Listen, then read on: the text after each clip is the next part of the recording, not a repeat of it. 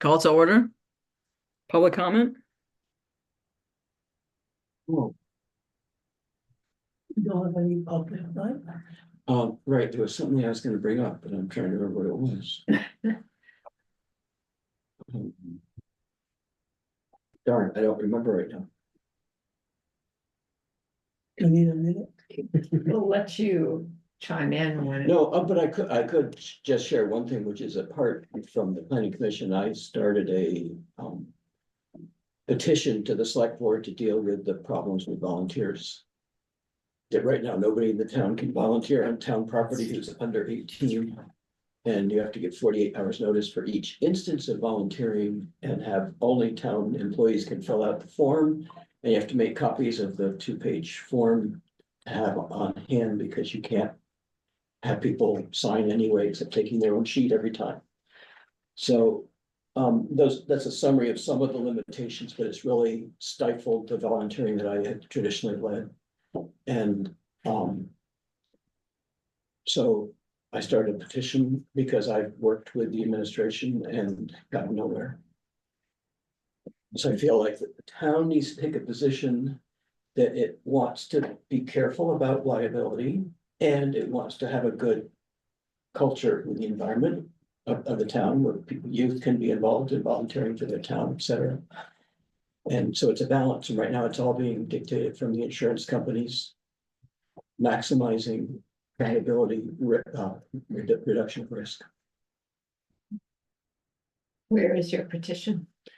I did it with Google Forms. Okay. And I have circulated by email to some people, and then I put it on Front Porch Forum on Friday, and Shayla reiterated it yesterday on Front Porch Forum. Okay. So it's just a link. I didn't delete those yet. There, There, last I checked, there were 70 signatures, and I wanted it to be in the hundreds before I went to the select board, but I can't get, I asked for it to be put, I asked in March for it to be put on a select board agenda, and so far it's not on any agenda, and it's not on the future issues list. And so I just felt like we're gonna go through another work season without improvement, and so if it makes it on the agenda, then I'll bring the list when it goes. If not, I will use it, but there's more pressure to get it on an agenda. thank you.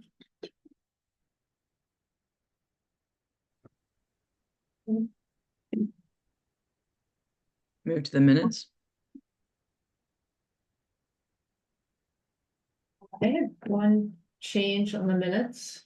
Didn't we adjourn and go over to the select board? Yes, Okay, at the bottom, it says adjourned at 8:51 with no mention of, of that. That's my comment. yeah, it should be at like 7:51 or 7:55 and Was it the previous meeting To or the the last select board. meeting? No, that was the first, Okay. April 1st. And I added a clause to a paragraph earlier. I'm hoping it shows up as a change. Yeah, no, are you driving? Let us drive. Oh, yeah, I've got to show the change.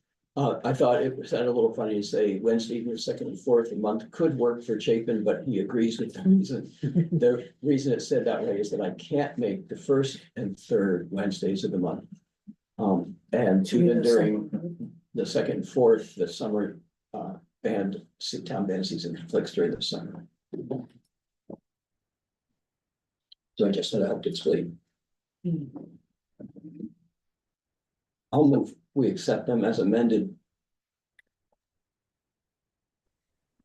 I realize we haven't amended the time yet, but It's okay. Vicky seconded. Okay. and I would put 8 o'clock there. I went over earlier than that. Right, because we went over Yeah, around I don't know if the similar previous agenda item. I added that I was late too, because I have a event on campus and couldn't get here till 7:20. I put that under charge. Zoom says the Zoom meeting ended at 7:54. Okay, that's good. Um. Can we make a note to come back to the question about day? Yes, Yeah. yeah, That is the okay. plan. right, Okay, great. yeah, we wanted to preview it, so you guys knew about the meeting space with the wall being up. Built my life around Tuesdays and Saturday now. Like changing would be like, oh. I mean, Okay. really. Good. And the time should, 7:50, good, okay, the 8:51 is coming out. All in favor? Sorry, Jill, I didn't mean to jump in No, there. go ahead. It's hard to read the room when you're. Yeah, I online. can't see what's happening. It's unanimous. Okay, I'm, will abstain since I wasn't there.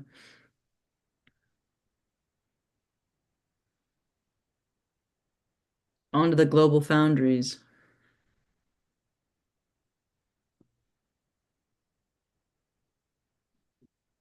I don't think you have to do a lot of presentation to this. Okay, yeah, but my name is Jake Clark. I'm with Encore Renewable Energy. I've been here before. Yep.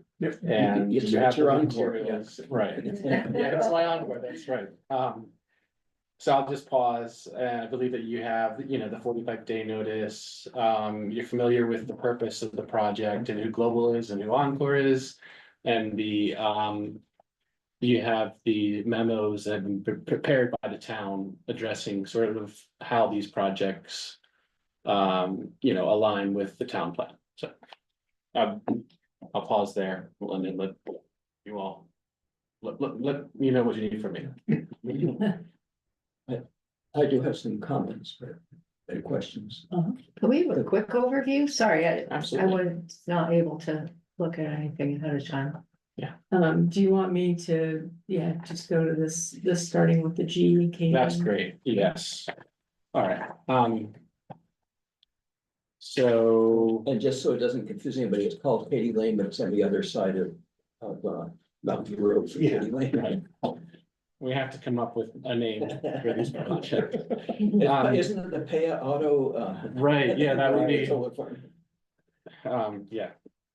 So Encore is a Burlington-based solar developer.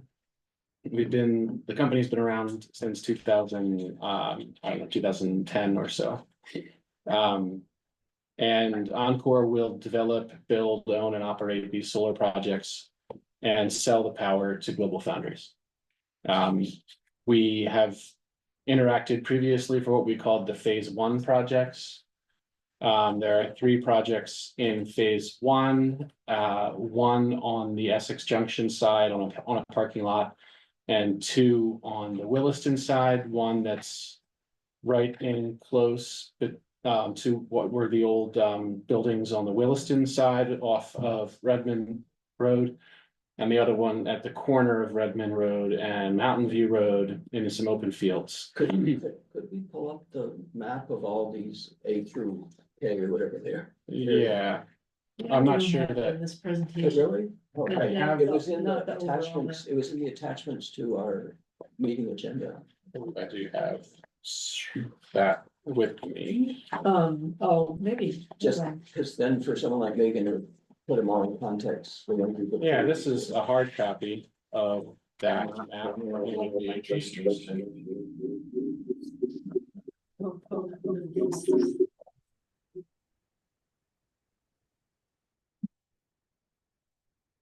So the phase 1 involved A on a parking lot in Essex Junction. E, which is adjacent to these buildings on the Williston side between IBM Road and Chip Alley.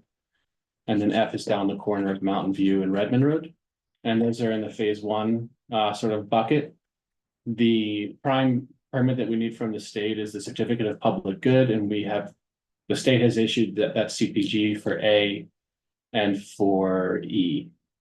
We're still working through some issues for project F.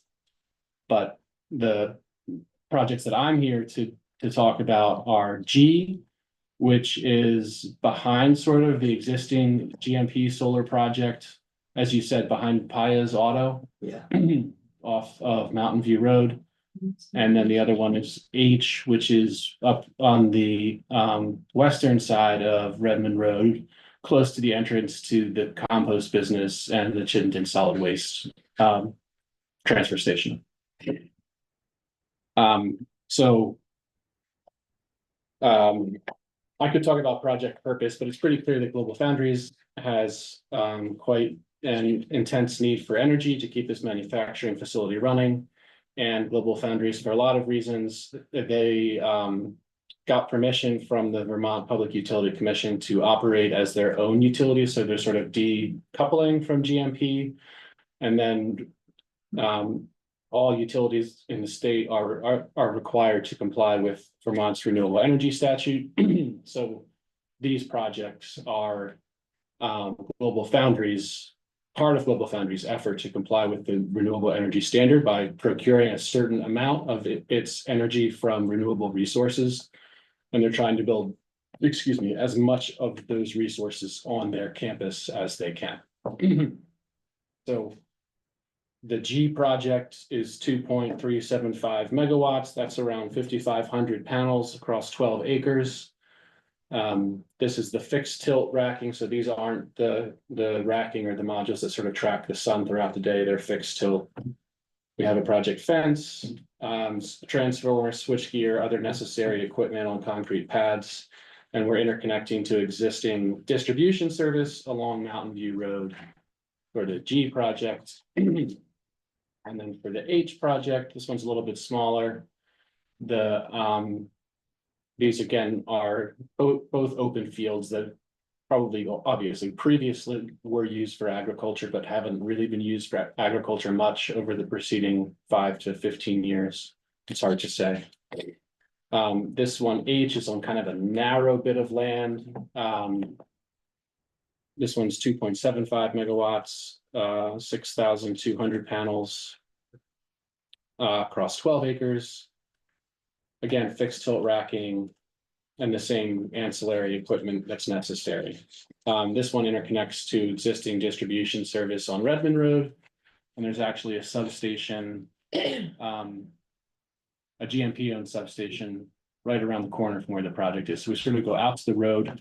We go along the road for 100 feet or something, and then we go back into campus to where the substation is. That's our interconnection route for H.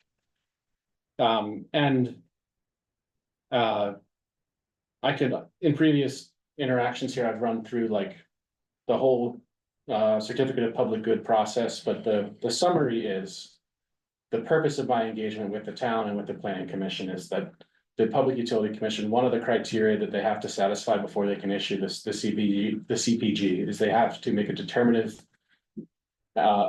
determination that the project complies with the town plan.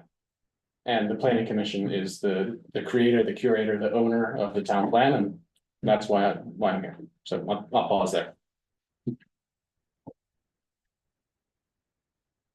so we're ready for questions. Fine. So on H, that it looks like a very narrow, a lot of it's very narrow, and there's trees on both sides. Right. And I wondered also the part at the end has trees on the right-hand side of the map that I assume are being removed. And so if you quantified the number of trees that would be removed for H. Yeah, that the map you just had up, Melinda, is the probably easiest way to look at it right there. All right. You're asking if we have quantified the number of trees? Yeah. No, not yet. And I'm not sure that we need to, but What is the width of that? those fields. Yeah, that, Let me just see if I have a scale on any of these maps.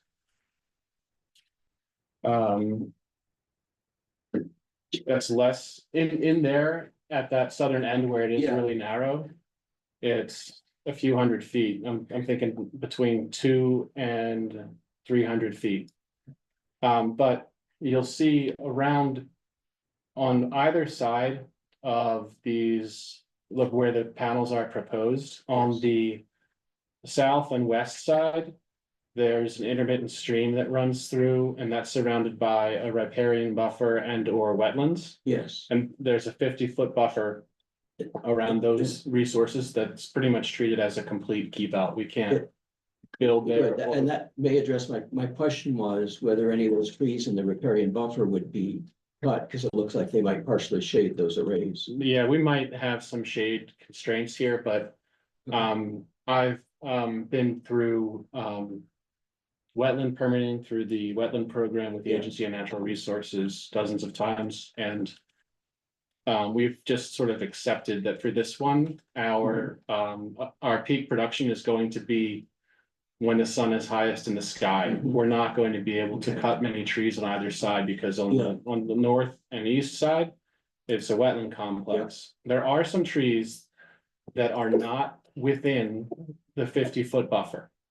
And the Agency of Natural Resources, their primary concern is going to be, are there any impacts within the actual wetland or within the 50-foot buffer? And they generally speaking are very, very scrutinous Yeah. of any tree cutting or tree clearing in those Okay. buffers. So we're gonna try to avoid and minimize that kind of Okay, tree clearing as much as we can, because it really just, it slows us down so much Yeah. in the permitting process. good, so it just doesn't look at as practical places to the other fields that you're looking at. No, that's exactly right. It's And not. so I was surprised that this one was coming up and that I was worried that it would involve cutting a lot of trees. Right, Obviously, some up in the northeast part. right. But it looks to me like, tell me if this is true, like significantly less than what was cut for the initial one behind Paya's Auto. On the east side of that, there was quite a bit of hillside of trees Oh, taken out. I'm not familiar with how much tree clearing was done. I know where that project is. So you're talking about, this is the existing GMP project. Yes, You're talking this about here. hillside here Yeah. had a lot of trees cut on Okay, the east side of that. Yeah. And I'm hoping it's nothing like that. no, we've been working very closely with the Agency of Natural Resources to minimize all natural resource impacts associated with these projects. And, you know, there are a bunch of areas here, well, especially on the Williston side, Yeah.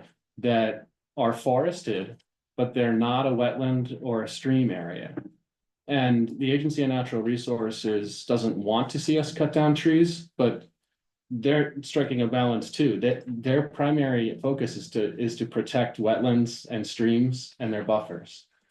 So there's not like, we don't want to cut down any of these forested areas. That's really good, partly because of the wildlife. Yeah. We've pushed wildlife out of so much of Williston, and that's one of the remaining Yeah. places, including deer wintering Right. yards. Yeah, and then we have mapped, we've Yes. conducted surveys for deer wintering areas and all other habitat Yes. that comes up in these proceedings. So next question is, all it says about fencing is that there will be a 7 to 8 foot high. I think it says farm animal or It's like an agricultural style. thing, agricultural is what we style call it. fencing. Could you describe that in more detail? Yeah, it's our typical installation in Vermont is wooden posts, and it's a wire fence, but it's not like the diagonal No, wire fence that you typically see. They're square frames.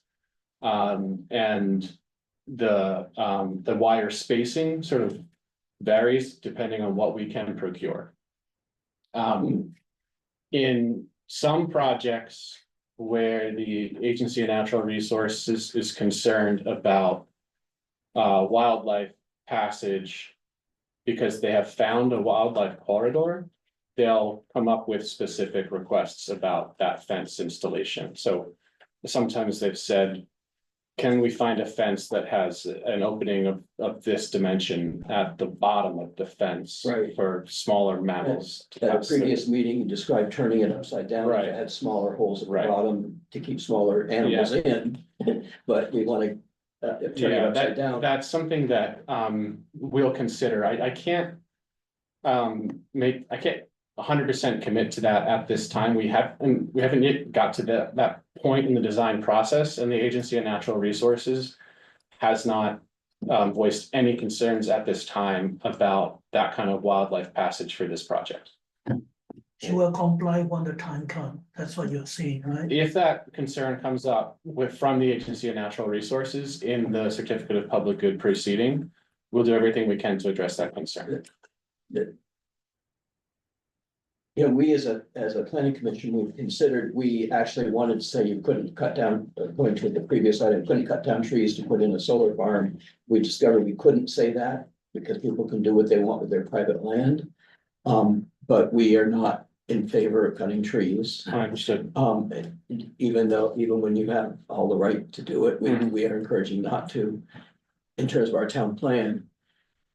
The fencing, especially with the number of these solar installations that are going in near each other, and like that one that is something like 1,000 or more than 1,000 feet long and narrow. That fence will block. Deer will jump over it even if it's 7 feet, but they may not, and they may hurt themselves trying. Bear won't be able to go through probably. And the smaller animals, foxes and coyotes and bobcats and smaller than that, may have trouble if the holes aren't significantly bigger than they would be, say, in a sheep fence. Right. And so I still have a concern that there's no specification for the size of the holes in the fence. It just says an agricultural style fence, 6 to or 7 to 8 feet tall. Given the long, narrow nature of something like this and the number of these. We put something in the draft letter we have. It says something about that, but it's vague. And I wanted to be more specific if we can, that we are concerned if the holes aren't large enough for at least our mid-sized animals like coyotes and bobcats. Okay. That's my opinion on how the rest of the planning commission feels. Okay. I'll take that concern to the construction team. Those are the folks that have to find a fence that would comply with this proposal. And we found sometimes just can't find a fence that's going to comply. So one thing that's interesting to me is that you are burying conduit. Yes. And so does it need to be fenced? Yeah, for insurance and compliance with National Electric Code, we need to have a fence around the project. Next question. Yes. First, I'll make a comment on the other two near Payas Auto. Those are existing, good shaped things. I've walked them with representatives and they're make total sense. Okay. And a little less concerned with the fence, although the fence is constraining. Yeah, those two there. Right. Which are, that's Payas Auto at the lower right, if anybody's wondering, and the gray stuff is the existing solar. And I know you have to go through the wetland to improve that road, but I'm totally for that for a number of reasons. Including access to the Jacob Cranks property and the power line. Right. So I comment just that all that made a lot of sense to me. Good. The other question though was, especially on these, there was no comment about how they would be maintained.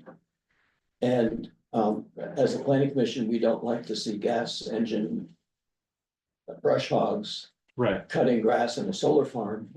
And we wondered, it's not part of the application, I don't believe, to the PUC. But do you have plans to hire sheep or Yeah. something like that?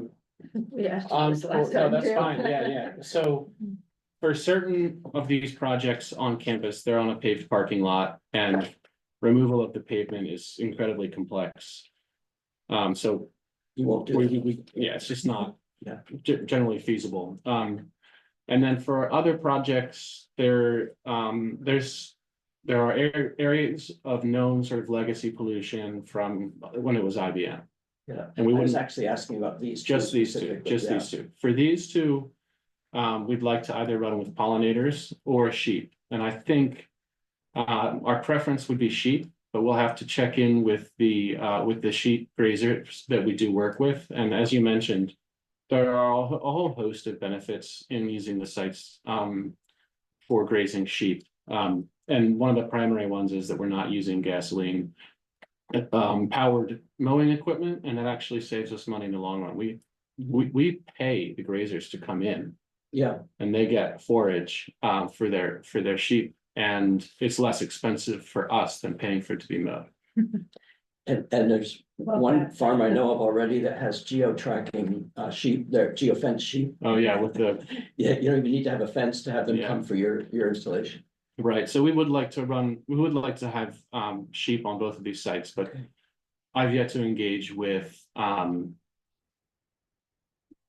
it's effectively, I have to go through Encore's asset management team. And they have to connect with the grazers that we work with here in Vermont, but our preference across the board these days is to run with the grazers for a lot of Okay. reasons. And so we would be very supportive of that. Okay.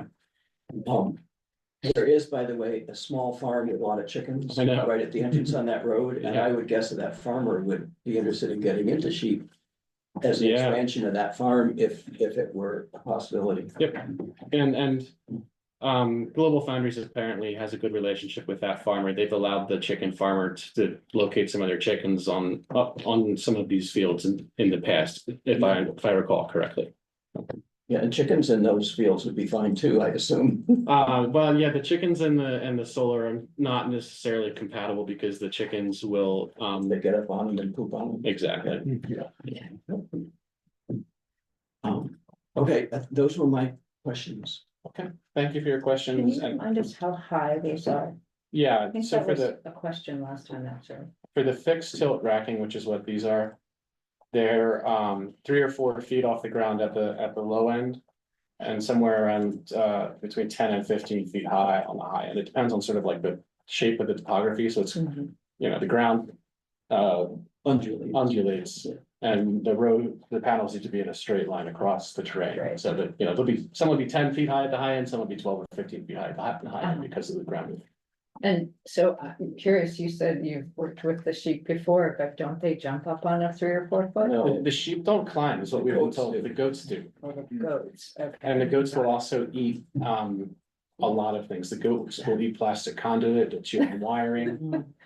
No They'll goats. climb up on, yeah, they're dangerous. And they end up hurting themselves. And also people talk about dairy or, you know, cows, whether it's beef or dairy.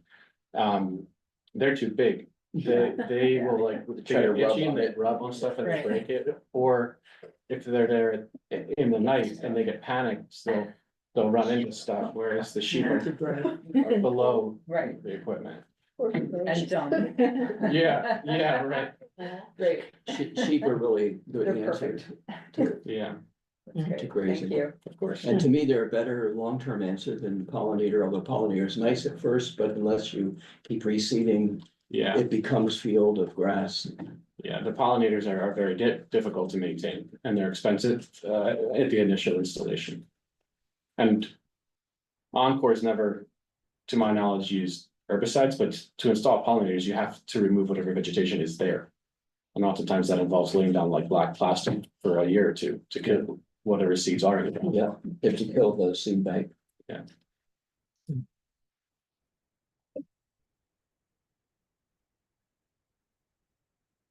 Do we need a vote or a motion? Well, Or where- essentially, the things that I raised, the question is if we wanted to put anything in the letters about more specific about the fencing. We said the draft letters say there's a concern about fencing interfering with wildlife travel. And I didn't know, and I don't know if staff can advise us whether there is more we can say, such as wanting a size of opening at the bottom that would not prevent mammals up to coyote size from squeezing through.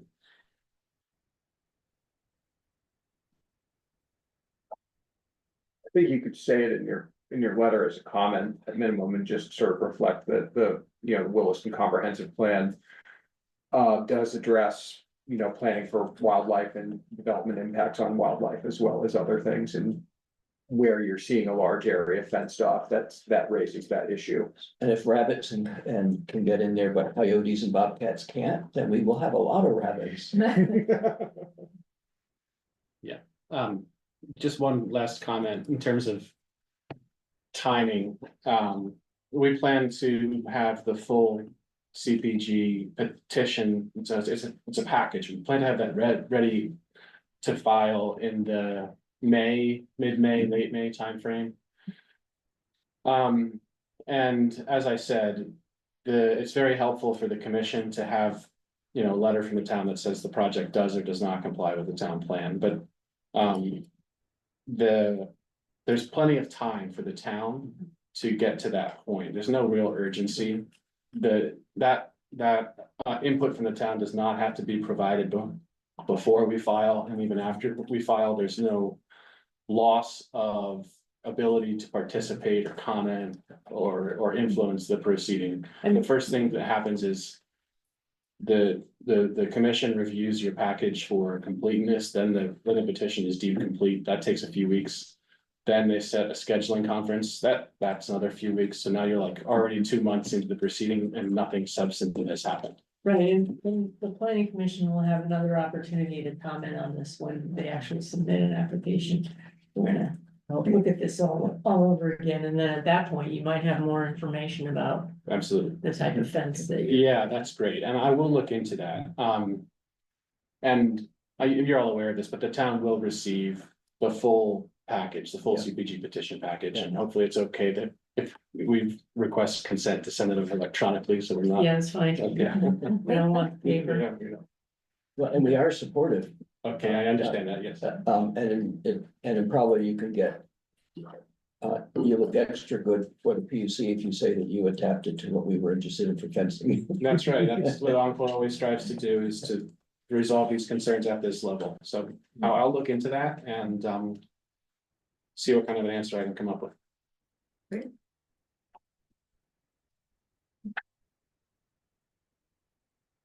This is it? So the wording that we have now about, So it just says.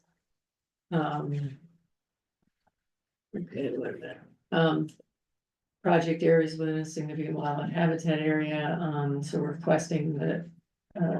HDA or similar assessment be prepared, which is gonna Yes. happen. And then the town has specific concerns about the potential impact of the perimeter fence on wildlife travel and request the applicant to address their concerns. okay. So that's what we're talking about, That's fine. Great. especially in, was it H, the one that's so long and Yes. narrow? Yeah, I understand that. Yeah, okay. Okay, Thank you. But yeah, thank you all for your time. thank you. And we'll see you.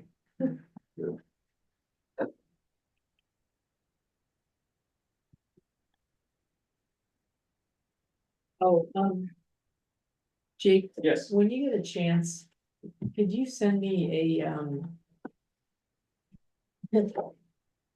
what do you call it, a, number for your project, like, has it been assigned a, Oh, the case number. the the case docket number, that's, We have a docket number for the advance notice, but that's Yep. not the docket number for the actual proceeding. no, that's So as okay. soon as we have, I can send you what we Just have. the advance notice one, yeah, Okay. so I can put it in the header of this Got it, letters. Got it. Thanks. Yep. All right. Thank you again. Thanks. Thank you.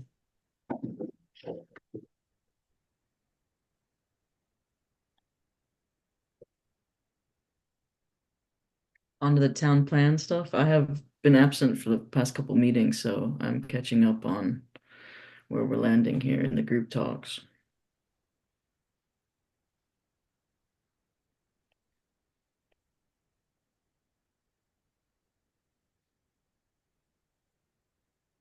Want me to kick it off? All right. Yeah, go Well, for it. we sent all of you, a couple different things on Friday. A merged PDF of all of the draft chapters in order, absent a cover page with a town plan title on it, so it jumps right into vision and values. But it's all there. And a couple things to note, so this is the first time you're seeing chapter text return, although most of it we pulled from the work the teams did with, you know, a lot of cleanup and reordering. Another iteration of trying to land elements of the plan in their proper home as far as the chapters go. So there was a fair amount of reordering, but no real substantive change in what things said or did. The goals and objectives and strategies are all still what they are. Most of the work of dialing it into our 7 limited verbs and defining those is already done. What we have left to do, assuming you direct us to warn a public hearing for May 20th, we have a little more sprucing up to do the end of this week. And then we would need to let our peer communities know on Friday that we're ready to have a planning commission public hearing, because they get 30 days notice. So little more cleanup, little more preparation. We talked about bringing the strategies and actions back into the ends of the chapters. You see, like Emily has shared up right there.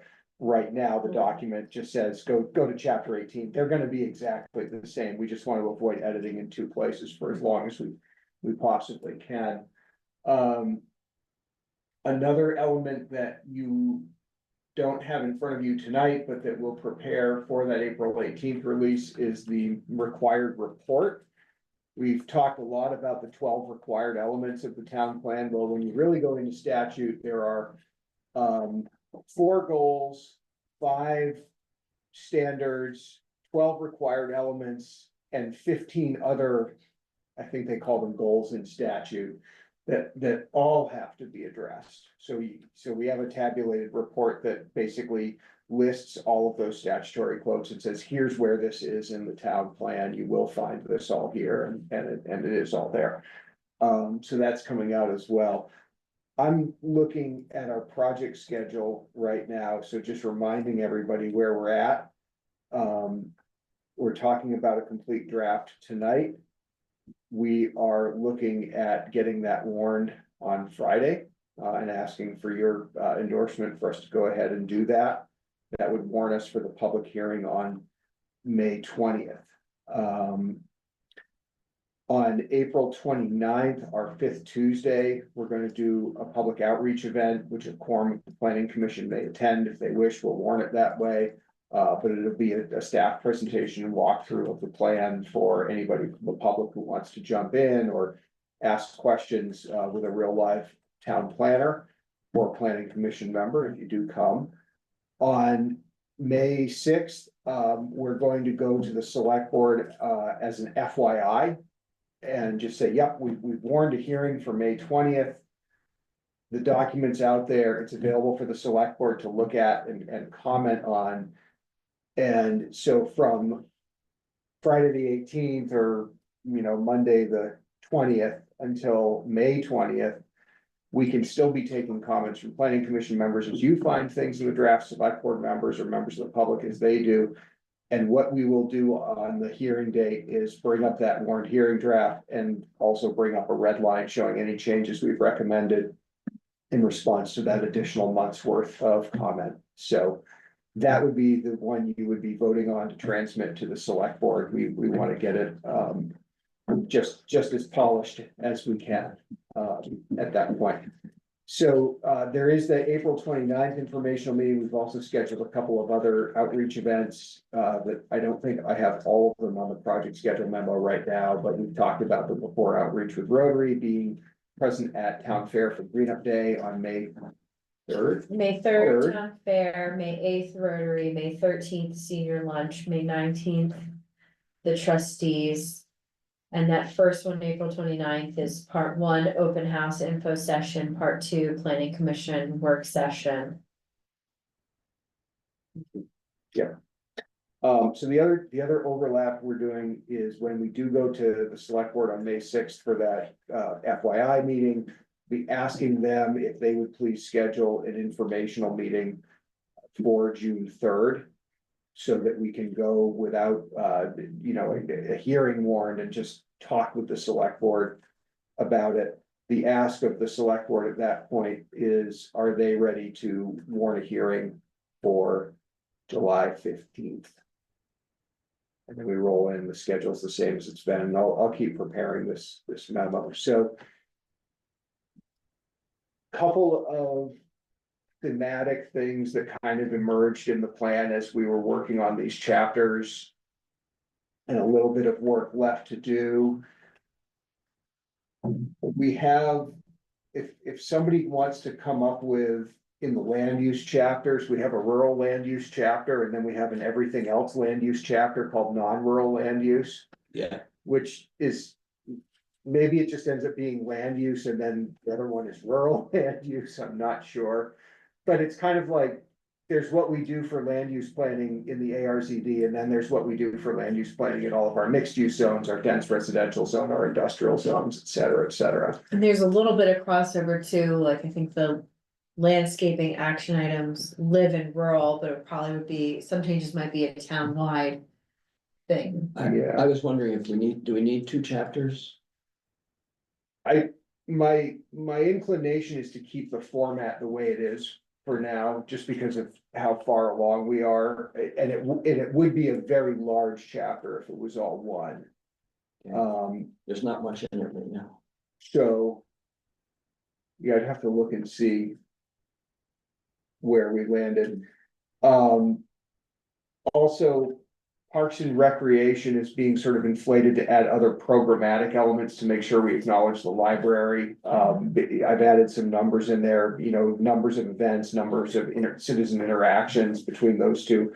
Really making that about the programmatic things the town provides that are not the sort of absolute necessities. And I'm not saying that those things are unnecessary, but we've had that public input about the famous 4 core, providing public safety, plowing the roads, maintaining the land records, et cetera. So that chapter's more programmatic. Chapter 7, town departments and services, I'm still actually working on it a bit to reflect the overwhelming amount of the town's budget that goes to public safety and public works. So about basically 75% plus of the budget goes to those things. And trying to capture some of what we've heard back from those department heads about just staying, keeping a pace with development and demands for service as they continue.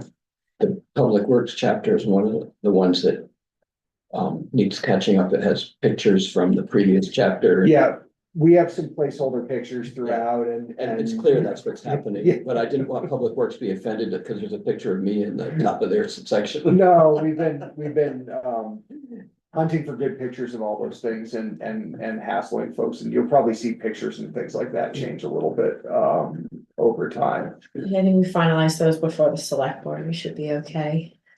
Yeah.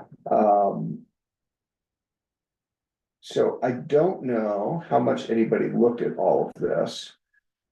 I will say I'm very happy with the format, the colored boxes, the text as it's come in. I think we're achieving our goals around, usability, and the ability of somebody to navigate the plan, get what they want out of it. I think we're in good shape there.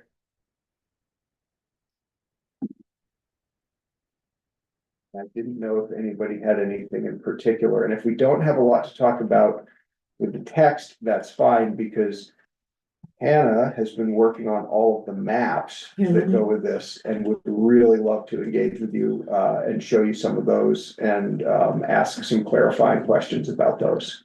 The Hannah that's on. The Hannah that's on. Hi, And Hannah. am I on the screen? You are. Hi, Hannah. And Okay, cool. Hi. Hi. Yeah, that's slightly confusing. Okay, so I just have 3 maps that I had some questions about for symbology. Yeah, so one of them was in that final package, which is the land use map, which is map number 2. And Matt and I just wanted to draw your attention to the fact that this map looks different than the one from 2016 in that it combines the zoning districts. into, if you can scroll down to the symbology, rather than doing the districts, it's like by land use. So there's obviously the mixed use, but then like a large swath of the town is the rural residential. And then those call outs are for specific action items, where we might want to adjust the bylaw and zoning districts in the future. Yeah. Oh, go ahead, Hannah. Oh, I was just gonna say, Matt, I don't know if you had something else to add on this one. Just a little bit, you know, I think you covered it, but in the past, the future land use map has really just been a mirror image of the zoning map and trying to, while keeping the boundaries crisp, reflect that this is more about sort of the general land use pattern. And so you could end up writing a sub-district or, you know, adding enhanced design review to a portion of the village or doing other things like that without changing these boundaries. Also noting that we brought back the flood zones into this map and made that more clear that those are sort of their own land use designation because Williston basically doesn't allow almost anything to be built in them.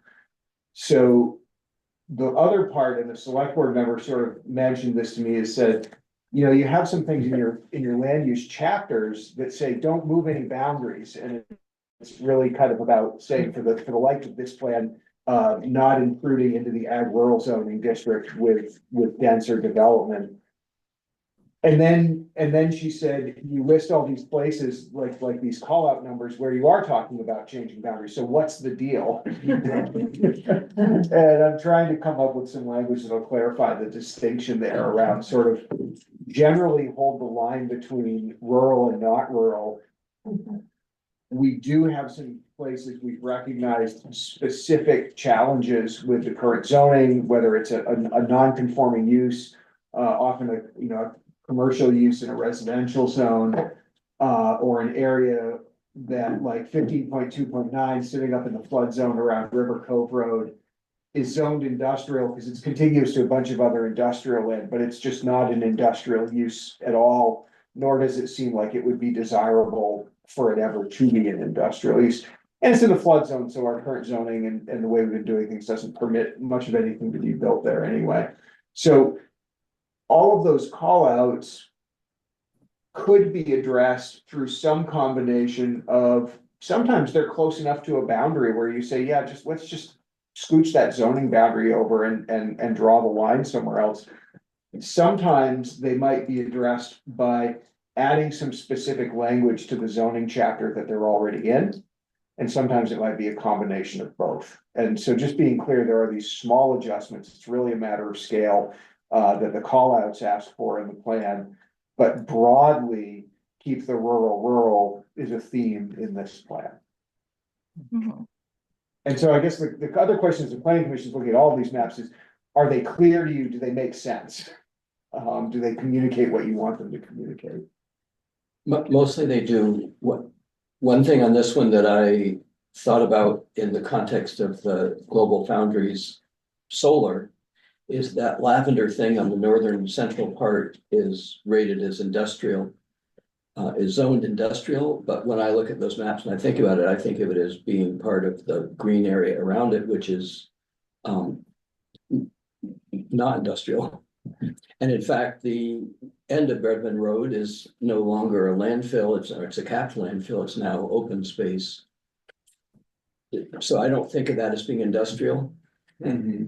Except for the bit that's Global Foundries and the bit that's the Chittenden County Solid Waste District. Other than that, to me, it's the same as the green around it, which is low density rural residential. Or rural forest, but I don't know if that makes any difference. Does it? Does it feel out of place to anyone else?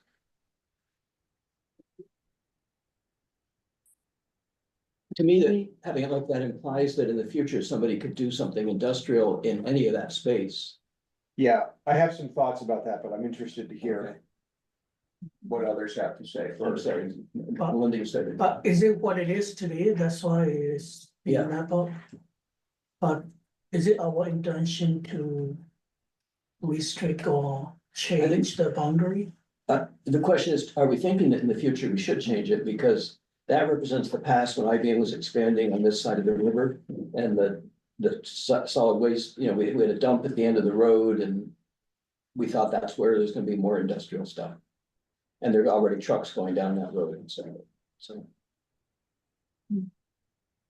Who own those land?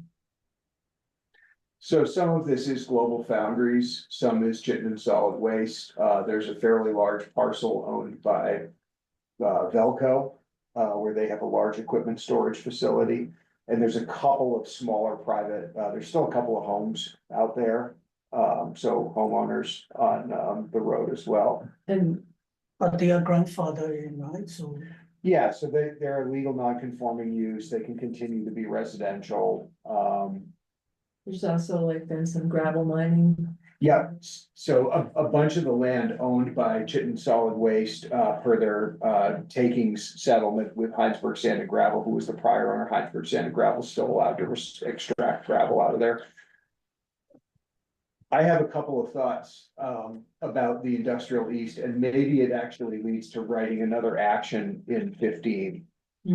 So this has, as a zoning district, kind of been the as-is zone for as long as I've been here. It's all owned by somebody industrial. There's not much going on down there. The list of allowed uses is far narrower than the list of allowed uses in the industrial west. When there was a request to expand the allowed uses there many years ago, the planning commission wrote a narrow expansion.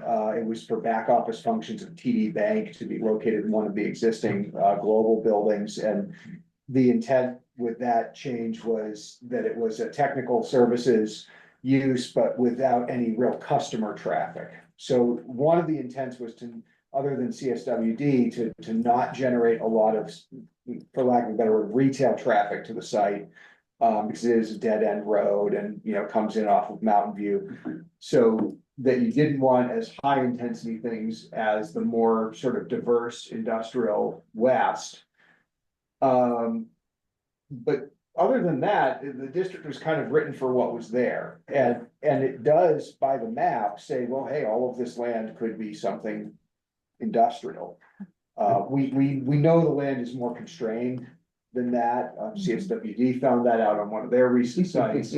However, they are, you know, moving down the road and they'll be, you know, clearing a pretty big wooded site to build that facility now, further down the road across from the drop-off center. So there are industrial things that will otherwise be developed out there. And I guess the question is, first off, the outside boundary generally follows parcel boundaries or the center line of the former Cirque Highway right of way. Probably in following parcel boundaries takes in more green, where it might follow a topographical boundary or the edge of disturbance from the old gravel pit or something like that. In other words, you could probably tighten it up a little bit or have it follow something that made a little more sense in terms of what out there is really truly redevelopable. Then the other part is, I really just don't think there's ever been much of a vision for this part of town, other than, honestly, it's outdated enough to just say IBM is there. Yeah. IBM and CSWD. Yeah, What I think is interesting is on CCRPC's future land use map. They're Oh, calling yeah. that an area planned for growth, so that's something to keep in mind and just maybe think about, you know. I don't know, when they come in. But do present we them. need it? That's what I meant. Do we need it? And the value of the land will change, right? If you make it to, well, I think, well, What I would recommend calling for in the plan, if anything, wouldn't be to change it, but to evaluate changing it. Consider. And then, you know, take that on as a project. Um. Feels like about once every 8 or 9 years, somebody shows up and asks about doing something out there, you know, we've heard in the past that Global was interested in, getting rid of this land. Now they've, you know, gone into the utility business and that may have changed. It is where the bridge over the river is located, the private bridge, so there's been some conversations about that. Yeah. But I could see an action that said, you know, assess this land more closely for its development potential impacts of development. And adjust boundaries or designation as appropriate, work in partnership with Global, try to understand what their vision is, try to understand what CSWD's vision is, and maybe just write a better zoning district for it. Right, yeah, it's probably a whole new strategy with a couple of those actions and then including that private bridge. Is there ever a future where that bridge is public? Yeah, currently it's in under repair. I mean, some of that literally as an evaluate action, just write it down and get it in the record somewhere, because a lot of this just becomes kind of word of mouth of, oh, there's a bridge, but it's private and Yeah, it and couldn't be public for this reason or that reason kind I of thing. agree with that comment, especially because in terms of the emergency management section. If the North Wilson Road Bridge is flooded. And something were to happen to Route 2A. That should at least be available for emergency, part of the emergency plan. Right. Right, Let's say a tanker truck was hanging off the edge of the bridge to Essex Junction. right. If the bridge that IBM built is an important bridge, Yeah, well, it's one of very few, right? yeah, So acknowledging that might make sense. and it's also built to standards that could handle heavy traffic. Yeah, it is currently under extensive repair because it's already get the life out of it. Yeah, It's been closed for a while. It's been closed. Yeah, we've been closed there, which for a while we've been trying to repair it. I mean, it should be maybe another 2-3 months, it should be back. I'm gonna have to jump up and go over and talk to the select board about sewer capacity again for a few minutes. And when I get back, I think I have to tag out for Belinda, right? So, carry on. One thing before you go to this, 2 or 3 meetings ago, we're talking about those in the growth area and all that. You've been consolidating some of those so that it doesn't become small patch all over the place. Mhm. It is already reflected here, yes? I think so. Remember, I don't know, it's like There- smaller bit of sucker in everything else, right? Yeah, The zoning wise was. I don't know, that's what I see before. Now That it's might all have been- clear-cut. that might have been in part, were we looking at the CCRPC Yeah. plan, areas plan for growth map, because that pulls in like a lot more current land use and. The rural area, it was all. in the Very future- patchy, Yeah, right? in the future land use map, it was all very patchy and parcel by parcel designation, kind of almost, Yeah, which. We're not gonna do that, right? We're gonna do this first. no, we have a land cover map Yeah. for patchiness. And on this one, we're calling the annex project just mixed use on this one. Yeah, Right, so we did leave the form-based code as its own Yeah, area because it really is just so fundamentally different. And because that boundary might likely encompass a boundary for infrastructure investment, and other things like that. And mixed use encompasses, like, we made the village mixed use in this map. So it's kind of. If anything, it's like village, et cetera, is a lower intensity mixed use and. Taft Corners form-based code is a higher intensity mixed use. But we just kept the form-based code name because it's literally the I exact. think that's the right thing to boundary. do. I'll be back. If you happen to get to it before I come back, please vote to tell us to warn a hearing, so. You should take that as a vote. Yes. Yeah, and then I just have two other maps that I've worked on since Friday. So if I could be made a co-host so I can share those, that would be great. Sure, yeah, Thank you.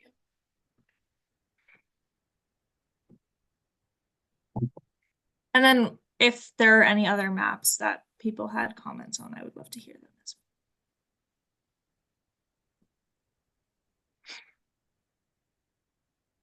okay. I'll stop my share. well. Okay, cool.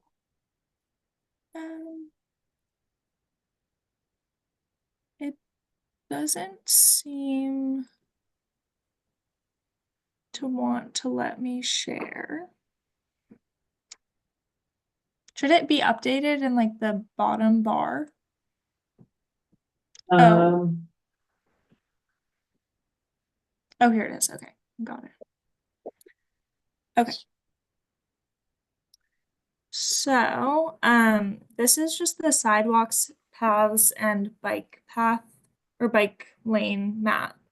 And I just was wondering, there's pink, red, and purple, as you can see in the legend, but should I make those more dramatically different colors? Is this like confusing off the bat? Yeah, I think it's confusing. Okay. What map number? It is map 9, but it's not updated on your end. So So there's only 3 versions, right? Is that what you're saying? Well, there's Three also the different dotted lines, right? yeah, Make it a little bigger if you can. yeah. I just don't want to make it too zoomed out. Yeah. Yeah, so I mean, zoom purple in, is the most. Is that okay for Zoom?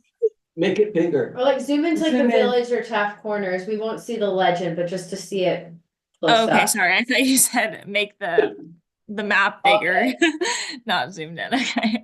Now you're Yeah. talking, now you're talking. Okay. I was gonna say.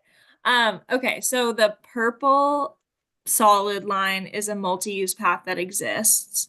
The red solid line is a sidewalk that exists, and then the pink solid line, so it's made confusing because there's dashed lines overlapping, but the pink is the bike path on Williston Road. And then the dashed corresponds to each of those. I think this will be a lot easier to understand once it's the online map and you can zoom in and like really see the different layers. It's can only be so detailed on a PDF, but I'm happy to change the colors so that they're more different. Which is good, right? I almost, well, I don't know. The natural one is black, right? Everything else. Also, some of those are just suggested connection, not an actual route. Like the 2 that lead out of Northridge. Right, that's a good point. They're suggested direction, not an actual route. Mhm. And I don't know if there It's should be a hard for way me. to see it. It's hard for me to distinguish between orange and red, just generally with the color That's scheme. fair. Yeah. Okay, Yeah, so that's I'll true. make these more dramatic. Okay, cool. But do you think that these are too, like, is there any other way that we could make this a little bit more understandable? Or is it fine as is for the like flyby information? Hannah, I'm confused about, so let's look at Route 2 between the village and Taft Corners, everybody's favorite Yes. topic. Yeah. So as it stands now, so the actual infrastructure out in right now is bike lanes, one on each side for each direction. So the pink solid line, that's what's confusing me there. The pink solid line is the bike lane. And then the Okay, purple is the multi-use path, okay, but the there isn't a desired multi-use path. Oh, desired, okay. Yeah, so the Yeah, dashed dotted is is desired multi-use, path. but Okay. I'll just put the dash on one side. I'll edit the layer. Yeah, Yeah. that's a little confusing, Mm, right. And so I think that was one issue. I'm sorry if I lost the conversation a second ago, but, No, no. I do think that the pink and purple are too close in color. Yeah. Especially because they're like different things. You know, it's not like, Mhm. it's not like they're just showing a degree of something, and as you get darker, it turns purple. If you know what I mean, right? Like they're Right, actually yeah. completely different things. Maybe a Yeah. green. Yeah, green or something like that, Yeah. maybe. Definitely. Yeah, I can just play around with it tomorrow, but Maybe the buy one change to green, so it's also good. Yeah, It's showing Okay. multi-use path for Jensen off of Mountain View Road and Michael Lane off of North Williston Road, and I'm pretty sure those are all sidewalks. Or the Michael Lane is a path, but I think Jensen is just a sidewalk, or Pleasant Acres, I mean. sorry, I don't know where that is. In Is the it- right The top right, right. the little Right, yeah. loop-de. This? there. Yeah, Okay. So that's just a sidewalk. Those are all sidewalk, yeah. mhm. Okay.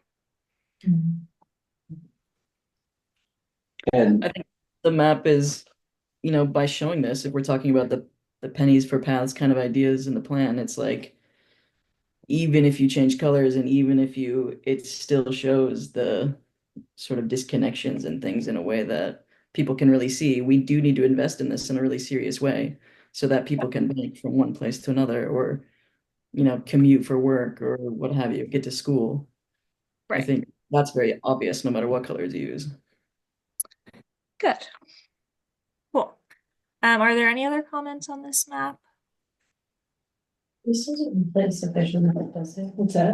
This doesn't replace. the section of Mountain View that's next to Pleasant Acres and all that, it shows as rec path. And it's sort of halfway between a sidewalk and a rec path. It's like a 36-inch rec path or something. Do you know what I mean? That we have rec path and we have rec path. We have ones that can be plowed by a pickup truck are mostly in purple. But that one along Mountain View Road, you couldn't drive a pickup truck down it. Do you know what I'm saying? Okay. Yeah, Yeah. they're Yeah. wider than a sidewalk, but they're not Yeah. quite a rec Mhm. path. I mean, About by Adams Market. Yeah, I'm talking about from Yeah. Adams down to go Yeah. to North There's Williston even a Road. sign that says end of bike path or something like that, because you've I got to think go for to the sidewalk. symbology, because this came from the data set. There's a lot of places throughout town where paths and sidewalks are substandard, so I think we address that in action items where it's substandard. You know, get it up to plowable by a truck spec. So I wouldn't worry too much about that Okay, for, and somewhere in the legend, you might want to say that the dotted lines, the proposed lines are sometimes just an idea for a connection, not a location. they're more conceptual. Yeah, the conceptual, like the one in the lower left, crossing the interstate is an example. I mean, so on the official map, how we symbolized those was just a kind of a faded, thick line. Yeah, Just sort of, yeah, just sort of like just a faded sort of general sort of thickened line to just show that it was. Try to indicate it was just a general direction. a sought connection rather than a planned path. Yeah, What's the thing crossing 89 and not connected? An idea that we need to have something. Free floating. um. That's the tunnel under 89 Yeah, for. yeah, hikers. that's what I thought, Yeah. that it was because there was a tunnel there. Is that the one, cause there's another tunnel that's closer to the Richmond, or maybe I in was- I Richmond. was It's in thinking- Richmond, yeah, Yeah. for Yeah. cows, Mhm. yeah. That's over across from Conant. Yeah. There's three of those, right? Yeah, apparently. Yes, Tower Lane, has one too, Johnson Lane,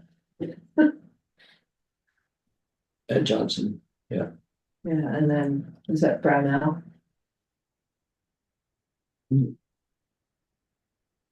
Well, Brownell is just a bit of Brownell Road is on the very left. I did have another map comment after we're through with this one, but I need to find it. Sure. There's also this other map, the Lisa farmland. This one is pretty tricky with symbology. But at David's suggestion, I swapped the 2025 Lisa farmlands that have been in production or are no longer in production with what was designated as Lisa farmland in 1998. So that we would be drawing attention to like the original Lisa farmland rather than what is not in production. But What's Lisa stand for? Land it stands for, evaluation, yeah, evaluation, something assessment, I don't know. site assessment, yeah. Sites, yeah, sites. So we should. Yeah, so- explain during the legend. Yeah, I have it up here. This is just pulled from the bylaw in chapter Land 27. evaluation site assessment, it's in the right-hand, source information, yeah. Yeah, I I see. put it in Yes, it is there. Yeah, at the top. it used to be in the lower right in a box, but now it's. Oh, right, yeah. Yeah, sorry, this I is the was- updated map. I hadn't finished working on this one by Friday, so yeah, so I guess I don't know how much I don't importance. understand this map yet. Yeah. I don't know if I do either. I mean, so the previous map had like ranked, colors, I guess, Yeah. of like farmland importance. I think that map is really outdated anyway, and I'm not even sure how useful the Right, it had this some, is. some lavender that's prime farmland Mhm. It- in, Right. in Well, relatively small bits. in the background is the state layer of, the state, what is this? Important farmland classification, so that's sort of, that's separate from the Lisa, the local, the Lisa assessment that the town did, but it's another, whatever, indication of important farmland, I guess. Based on soil. So. You've updated this, so much of it is hashed because it's no longer in use or because it's now. What was on the 1988 map? The hatched is what was designated as Lisa farmland in 1988, and then there are parcels of that farmland that are no longer in production that have a red outline. But if that symbology doesn't make sense, I can switch it back.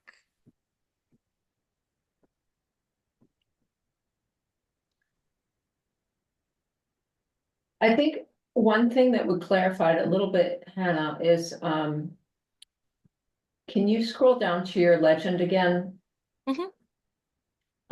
So I think for the red outline, it's ambiguous because it's not clear that it's agricultural production.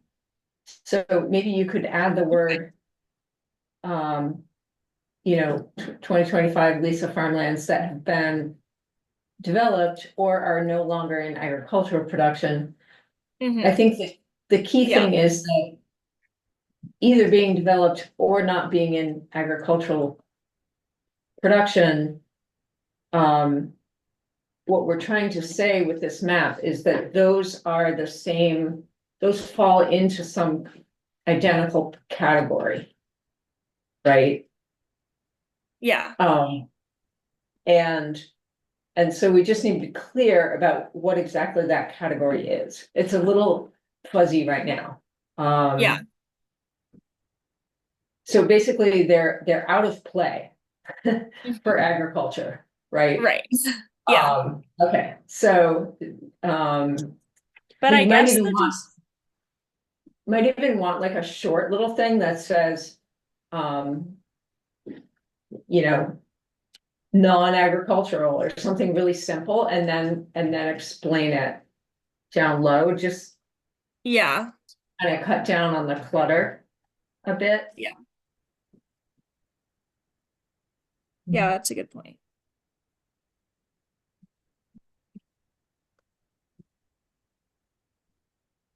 But I guess one question I have about this is, what would we use this for? So currently it's being used in like a regulatory framework, but it's like. It's sort of only a nod, I think. Like it's- So do we have some, I know that we have something in some bylaws about prime agricultural land. Yeah, so it's in chapter 27, and it's.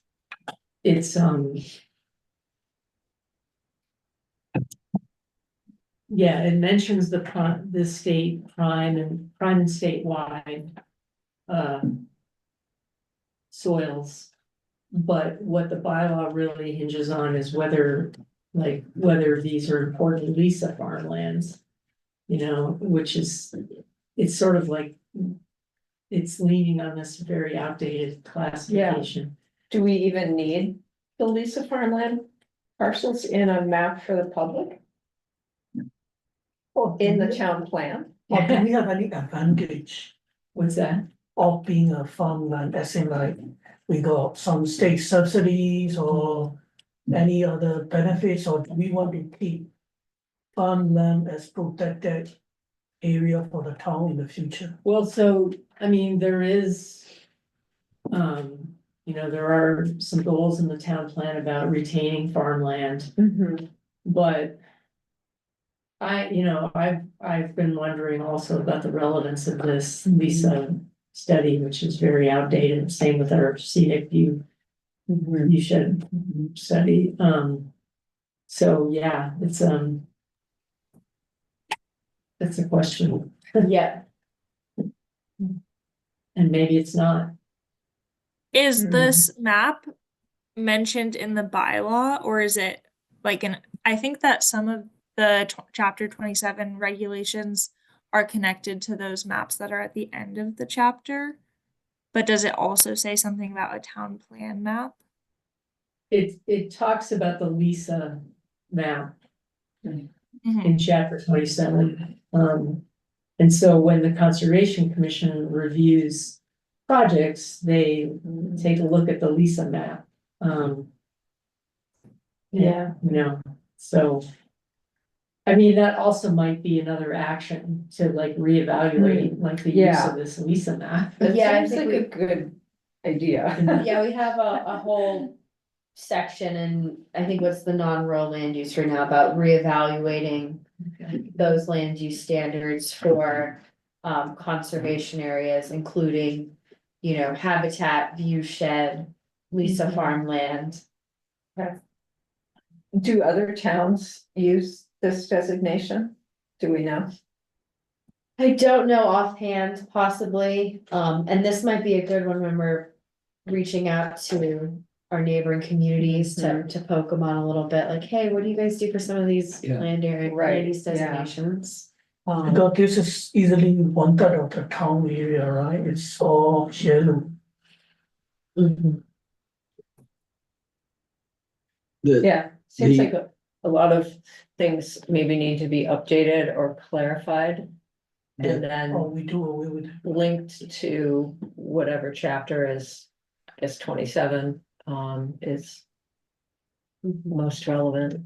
The previous version of the map was telling me what had fallen out of use between 1988 and now. And I found that interesting. Sure. This has a little bit, I think that I'm seeing, for instance, the Isham Farm is still in active use. It's got the hashing and is yellow. But on the eastern side of it, there's two squares that are red bounded that I think means that it's no longer. It's no longer production. Yeah, one of those is that handy barn, I think.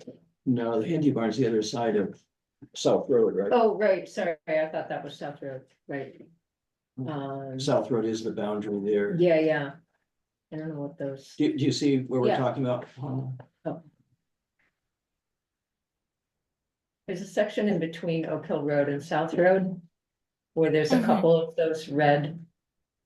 Boxes. It's a Um, hot meeting. Set to 75. I know, it's really hot in here. I just, Really? I'm cold. No. I'm always cold, I'm always hot. unless I'm. Anyway, burning I guess the question is it important to know what used to be agricultural but no longer is? Is it important to know what the state considers prime agricultural, but we're no longer? I don't know. What is, I'm back to what your question, Megan, what is Yeah, the purpose? what do we of use this for? So. We do use the layers we chose to keep, and I'm pulling this from memory. Are because these are the only ones that have any significance in the bylaw. I think so. So the other prime ag does not. And I'd have to look it up to see where it gets referenced. There was discussion of chapter 27. Yes, that sounds Okay. like where it would be, but I don't want to be wrong. That's just an I think interesting, it's 27.8. as an interested resident, it's interesting to me to see what is the good farmland and what is currently being farmed. Or even three things, what is the good farmland, what's currently being farmed, and what was farmed in 1988, I guess, or wherever we have good data from. Mhm. Haven, do you feel like this symbology reflects that? With difficulty. Okay. The Do you previous like map the, The previous map had the hashing only in what was no longer being farmed. Now we have the Okay. hashing, everything that was Lisa. Do you know what I'm saying? Yeah. yeah, so I just swapped that today based on David's suggestion, just because he's an outside eye and he's had a ton Yeah. of great Well, suggestions, so. But I if don't have a that's, strong opinion.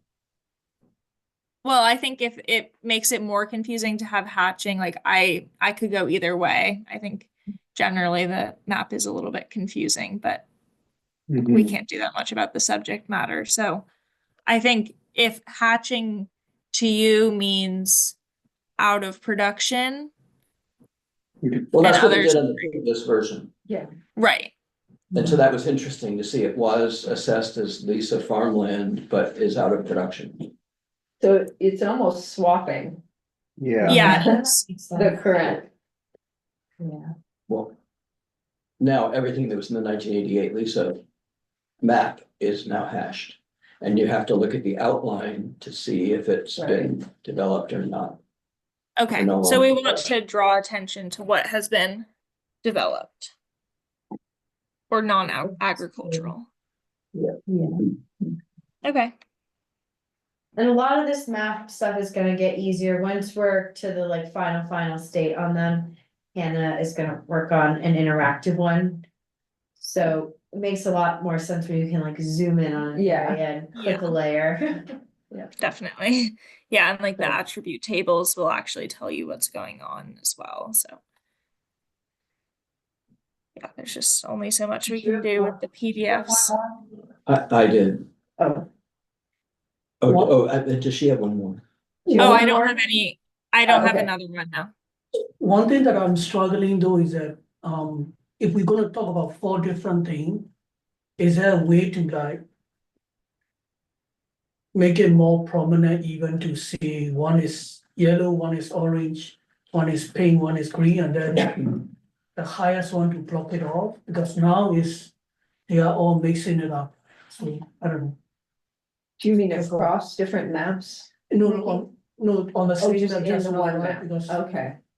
if it In the is, in the 2016 map, it had been separated out by the score. But Right. we decided to combine them because the score isn't particularly relevant almost 40 years later. Because, Yes, those development pressures, like the soil quality, all those things have changed significantly. So that's why we collapsed it into just one. Right now it's the hatch, but if the scores, Shape. yeah, make it more the, easy to understand. the, Yeah, I just feel like we can probably wrap this up and just say, maybe have a quick look and see what is it that we make decisions about based on this map, and then create, as simple as possible, some visualization of that. And, obviously this is not the only map that we'll have available ever. But it may be the only one in the town plan. I don't know, exactly how that works, but, it seems like the things that the purposes that it serves is really the driving force for the map. Mhm.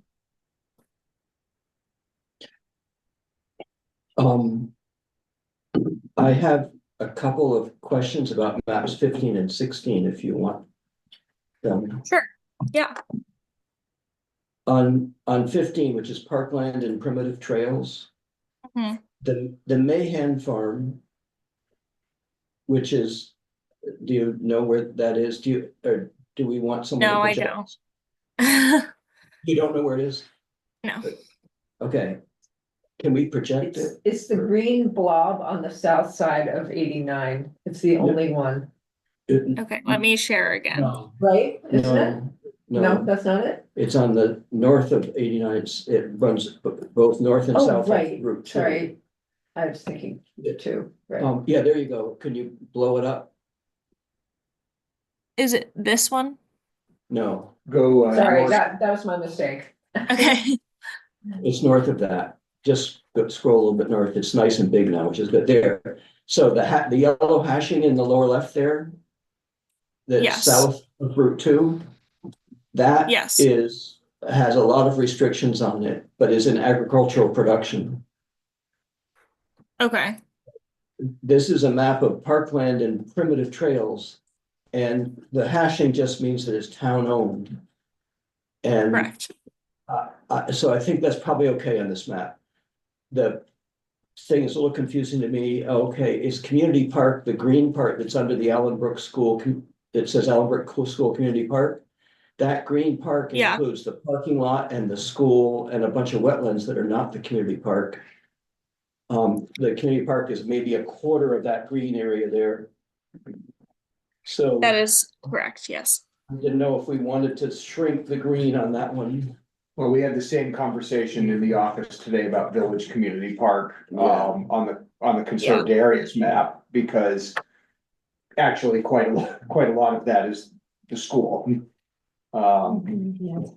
Yes, Even though a field is developed to an it extent. includes the library green. I mean, if there's just a few of these, Hannah, like, see how you feel about creating shapes for them. Just pulling it off of, land cover or, Yeah, there may or may not be a sub parcel boundary, like Allenbrook School.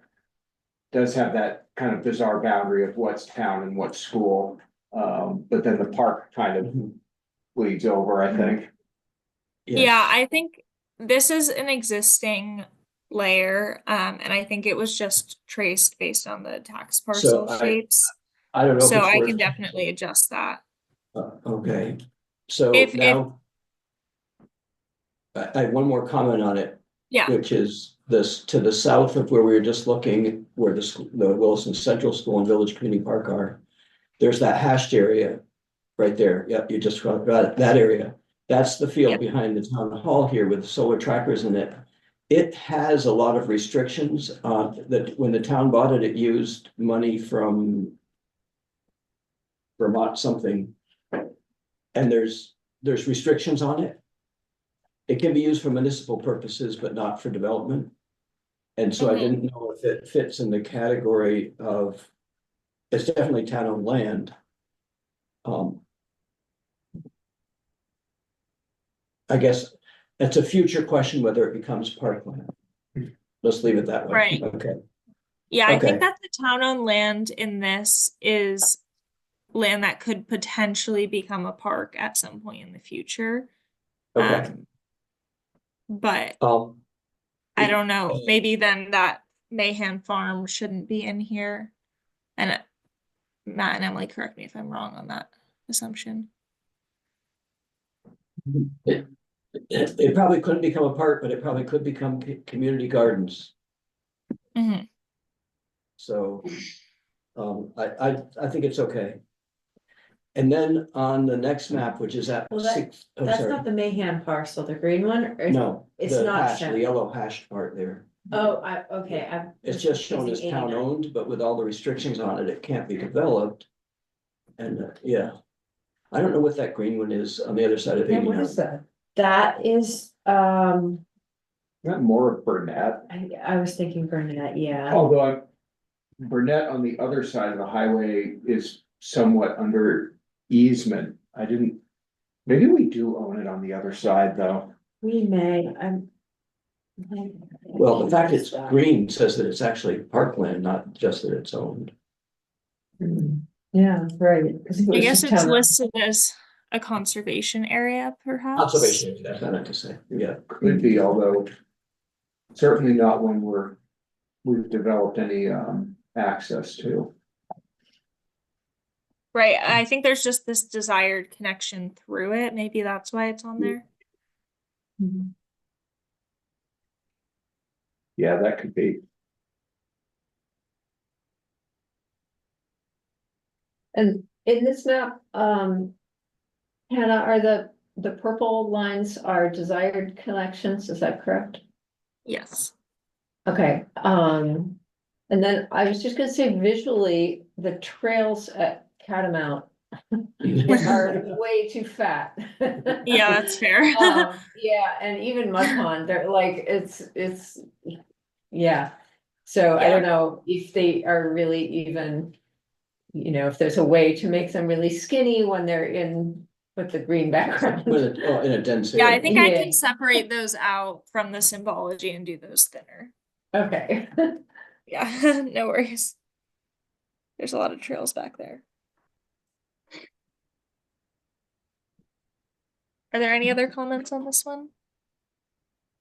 No, at least for me, I have comments on the next one, 16, conservation Okay. areas. Great. Yes, this one is a work in progress, so I can show you the draft that I gave you on Friday and explain what we are planning to do with it tomorrow morning. Okay, so do you want to list your comments? Can you blow it up? Yeah. Do you want the legend shown? No. Now we're talking. Um.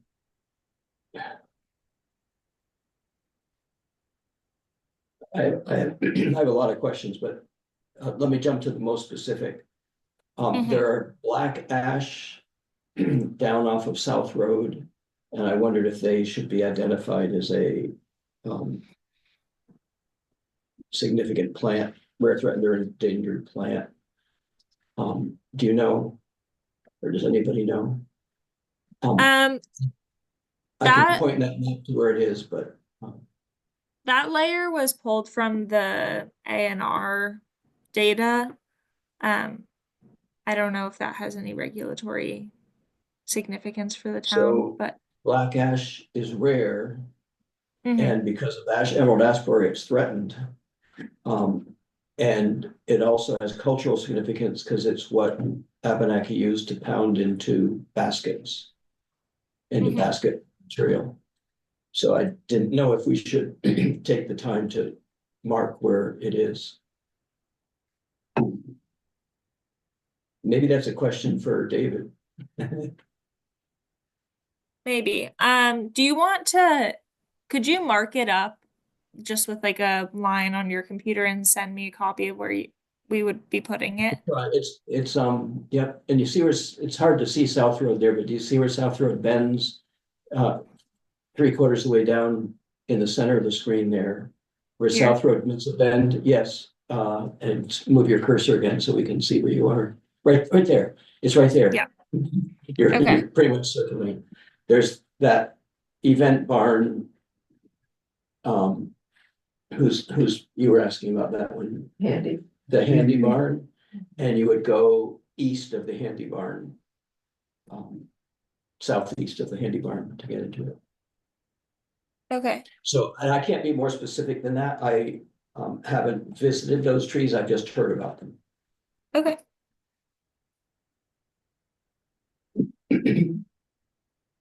And I think I need to digest this more. I had questions, but I think I'm devolving. I think we should leave it. No worries. Chapin, I was gonna do an update to this tomorrow morning, so I can send it to you as an email. So if you want to wait until the symbology has shifted a bit, Sounds good. I think that would work. Okay, cool. Just as a general comment on this one, Hannah, I Yeah. feel like the multicolored striping is actually pretty hard to Yeah. understand. Definitely. I realize it's a work in progress, but just kind of want to give that feedback that it's a lot, and especially Yeah. with a bunch of colors that are not very different from each other. It Mhm. makes it tricky to discern the different layers of like, oh, this is deer and conservation area and Yeah. wildlife habitat. And so I'm sure you're well aware of that, but just want to Yeah, make I think sure. we're gonna be collapsing. So the rare, threatened, and endangered species is part of a regulatory concept in the bylaw that also includes unique species, I think. So it's like URTE. Unique areas, Yes. right? Yeah, unique areas. And so we figured out that the conservation areas, which is like the thick dark green hatch, is that. So we're just Oh, going to combine that with the rare, threatened, and endangered as one symbology because it's not particularly accurate. Like David was telling us that Brownell Mountain is listed as such because someone in the 1920s wrote down that they saw like orchids there. So it's They saw not, what yeah, there? orchids. orchids. Oh, orchids. So it's not, particularly modern or statistically accurate. So I don't know whether it will be helpful for hatches to like slanting left and slanting right. I don't know whether that yeah, will that's make, another thing. Yeah. yeah. So I think You I have a had different swapped. color. Yeah, you swap yellow one to the slanting to the right instead of left, and then it Yeah. might make it bit more. Yeah, Yes. Let's see actually if ArcGIS has been buffering for hours. I don't think it wants to do Zoom at the same time. But I think can you see my screen? Like, can you see that I'm in Arc? Yes. yeah. Okay. Yeah, so I switched the hatching, and then there's a lot of other things I can go back on here, but yeah, now it's not going to show that. But anyways, I think switching the hatching, simplifying some of these, um, and changing the colors will make it a lot more understandable.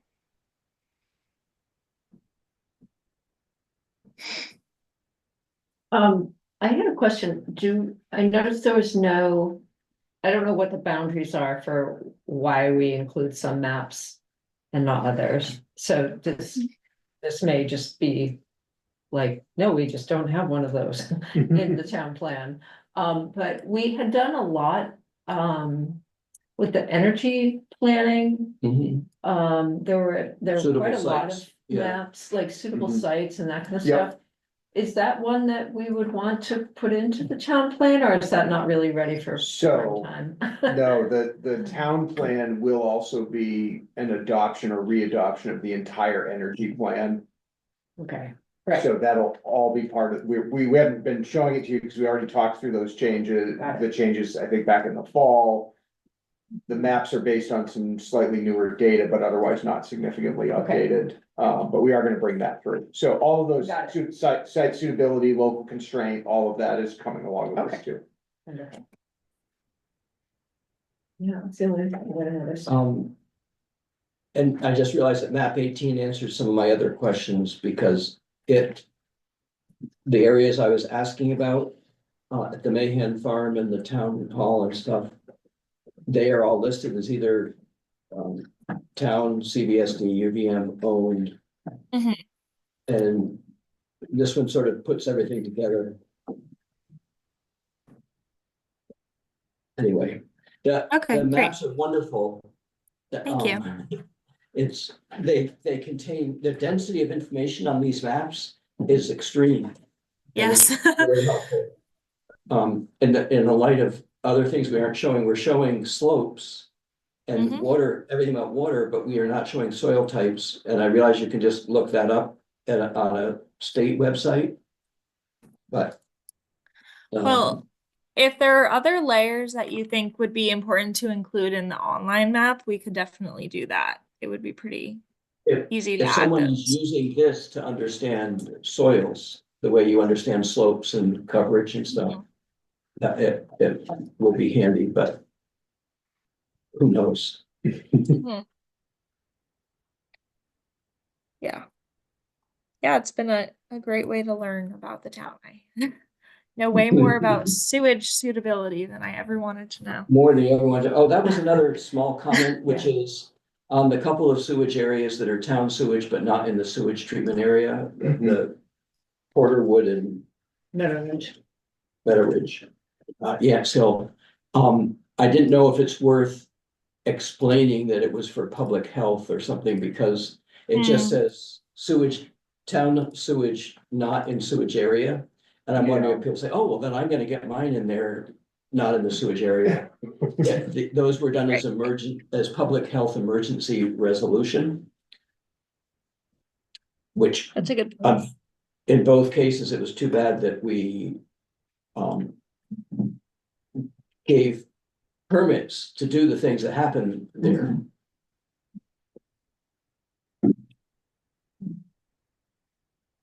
Hannah, do you have access to a copy of, that book, Making Maps by John Krieger and Dennis Wood? Because that it is targeted for ArcGIS. And it may just give you some, guidelines and conventions that may be helpful. If, Is it like a textbook kind of book? yeah, I mean, it's available I don't as think an I've come ebook. across, but I'll take a look at it. It's called Making Maps. Yeah, I'll send a link to it. Okay, thank you. Just because once you start kind of messing with, directions of hashing and all that kind of stuff, it can sort of be counterproductive at some point, and it may be better just to have a quick skim through some of the really settled conventions. Mhm. I mean, I'm sure your colleagues can also pull you in, but I don't Cool, know, do thank you you. guys even have a copy around or anything? No. It's a great It'd be one. really helpful. John Krieger was one of my colleagues way back when we were both at Buffalo. He's really good. Cool, I'll thank send you. it to you all. Yeah, sure. With 49.60 in ebook.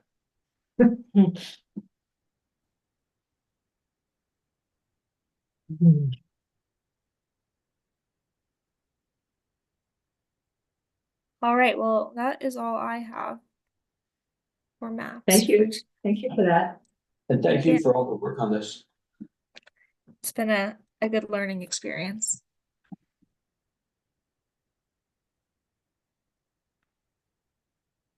By the time this comes out, GMT Route 10 on map 8 is gonna be gone. I know. Is it really like gonna be gone? I would still gone? leave it, yeah, June 1st. The whole thing? Like everything? Hmm.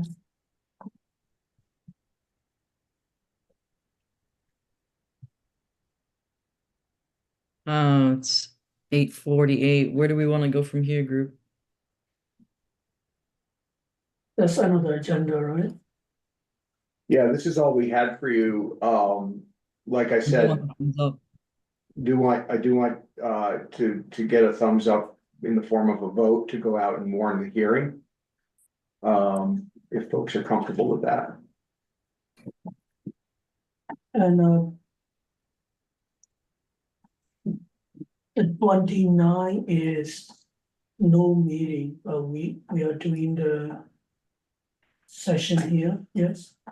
So we're actually, we'll be over at the library, Yeah. and if we'll warn it that a quorum of the planning commission may be in attendance, and we'll certainly remind you all of it. But there's, as far as I know, no business that we'll undertake. It's just, as much as anything, it's the only wide open to anybody can come talk to us and the planning commission about the town plan since it's all been drafted meeting that we're having other than the hearing. So we want to make sure we did that at least once, despite all of the other public process that's gone into this. You want to have at least one informal meeting where you just say, here it is, let's talk about it. So we'll see if we get anybody. But before that, do they have a chance to see that already as in like Yeah. published version of this? Yeah, so the warned version, that will go out on Friday, we will put on your agenda page for May 20th. Yes, We'll link that's to what it there. And then after we get that done, we have to kind of sprint to get that done. Early next week, we're gonna work through updating the Williston 2050 page so that people can get into individual chapters again, and see everything that way as well. And just update all of that to keep people going on process if they're following on the website. So naming convention or version wise, so how you gonna call it? The one that we're gonna publish it on Friday is considered one, and then. Yeah, we've just been using the date of the review, so that will be the May 20th hearing Okay, draft. May 20, okay. So that'll be the version that's out there to talk about. And then we will be working internally, any changes that people come up with for us, that will be the May 20th. Right, Red line okay. draft. And then what comes out of your May 20th hearing is the select board transmittal draft. Which would go to them for June 3rd, I think. I don't have the date in front of me. I'd like to just observe that we started out wanting to be simple and easy to read. And we have an awfully bulky document. And I just wanted to recognize that. I don't want to take anything out of it. I still think there's a lot of consolidation that, We'll get more consolidation. Yeah. That will help. Also, I really like the overlaid, basically we have layers with the equity, all that livable, equitable, that's a layer. And then what did we hear? And then what are some facts? Those layers really do make it possible to read it faster. If you just. Yeah. And what I want to focus on is, remember, the planning commission is so much good work has gone in here. I want to focus that the actions are in fact where our priorities should be. Do we get any feedback from select board since we talked to them 2 weeks ago? They say these are the priorities are line up or not line up, or we cannot commit, take it out, I don't know, whatever it is. So, no real formal feedback, a little bit of processes. I've just worked with the town manager and I'll reflect this out in the how to use this plan section where we talk about defining the actions is the select board. Eric's been working with them to do a more regular annual goal setting process that they would start right about this meeting or next meeting in the year. So that's sort of like post-election, but early spring timeframe. And we want to reflect that they want to do that goal setting and that they would be guided by and informed by the town plan. But also that they have some agency in their own sort of, goal setting and prioritization based on the conditions they're facing at that time. So if I can find an eloquent way to say that, just, this plan is something that the select board will use. There should be congruence between what the select board is doing in their goal setting and this plan. They may not be perfectly aligned, but as I said to Eric, if the plan says steer the ship north, and someone comes to that select board meeting and says, I think you ought to go south, then the answer should be, we really need to go through the process of amending our comprehensive plan if we're gonna do that. If the answer is, this is how I think we should get to the north, that's different. So just trying to, the feedback I had was just keep trying to articulate the boundary between what does the comp plan say and what does the select board need to decide on a more frequent basis.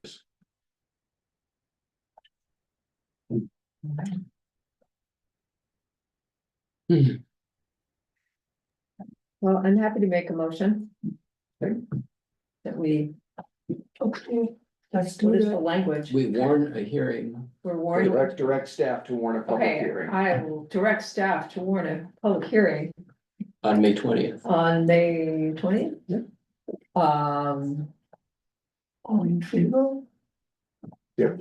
Do you have a second? I think Mickey's. All right, Mickey seconded. All in favor?